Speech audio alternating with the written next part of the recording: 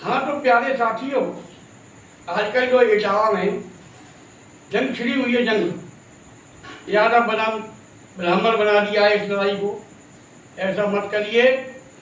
और उन ब्राह्मणों ने तो निंदनीय कार्य किया ही है कि आपने उनको बुलाकर ऐसा कृत्य किया है। ये बहुत ही खराब निंदनीय कार्य किया है, घृणित कार्य किया है। ऐसा कार्य नहीं करना चाहिए था। यदि आपको जाति पाति ही पूछनी थी तो पहले आपने उनसे जाति पूछ ली होती।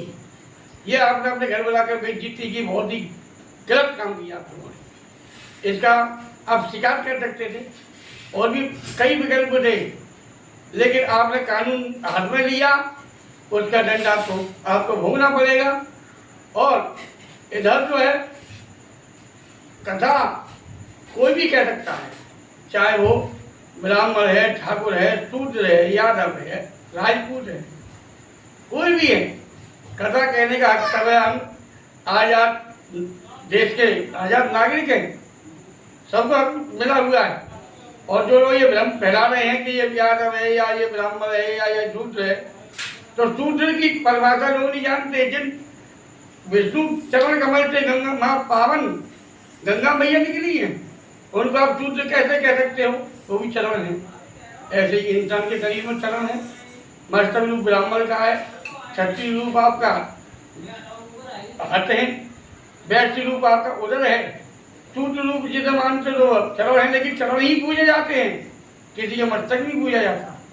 दूसरी बात, कोई भी कथा कहेगा उसकी आज़ादी है, लेकिन कथावाचकों को ये भी ध्यान रखना चाहिए, मर्यादाओं में रहना चाहिए।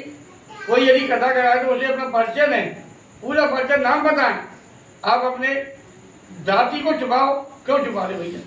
बताओ साहब, हम इस समाज से हैं, आप चाहो तो हम कथा कह रहे हैं आपके यहाँ, तो वहाँ पर कोई भी गड़बड़ी नहीं हो सकती। और ये ब्राह्मणों ने बहुत गलत काम किया है। और जो लोग आग में घी डालने का कार्य कर रहे हैं, उनसे बचो, अफवाहों से बचो। अरे सभी भाई भाई हो, आप बस प्रेम करो, एक दूसरे की सम्मान करो। और ऐसे लड़ाई झगड़ा करना बहुत गलत है। और इस जंग को ऐसे आगे और मत बढ़ाओ, वरना नुकसान भोगना पड़ेगा।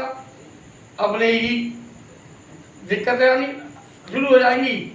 और भैया यादव हो चाहे ब्राह्मण हो चाहे कोई भी जाति हो, हमारा सभी कथावाचकों से कहना है कि आप व्यासपीठ की मर्यादा रखें। ये क्यों भूल जाते हो, यह व्यास करती है। आप तमाम लड़कियां बेटियां कथा कह रही, कोई बुरे नहीं, अच्छी बात है। ज्ञान एक किसी भी जाति में हो सकता है, सबके पास ज्ञान है। तो कथा कहने से वो कौन रोक सकता है, चाहे वो यादव है, ब्राह्मण है, बनिया है, शूद्र है। तो इनको रोक कौन रहा? खूब कथा कहिए और ज्ञान को बांटिए, लेकिन उनको भी ज्ञान संपूर्ण होना चाहिए। लोगों को पता नहीं है, 1800 श्लोक हैं, उनमें से 28 श्लोक लोगों को याद नहीं है। आप किसी गुरुकुल से शिक्षा ली है या नहीं ली है? आप प्रमाणित तो है कि नहीं है? कथा योग्य है कि नहीं है? ये भी ध्यान रखें। आपकी अपनी उसको बढ़ाएं, ज्ञान को बढ़ाएं। ये नहीं कि 4 संगीतकार पकड़ लिए, आपको गाना बजाने उधर भागवतों में फिल्मी गाने चल रहे हैं, इससे चलो डीजे लाके घर पर बजा दो भैया। भागवत का नाम क्यों बदनाम कर रहे हैं आप लोग?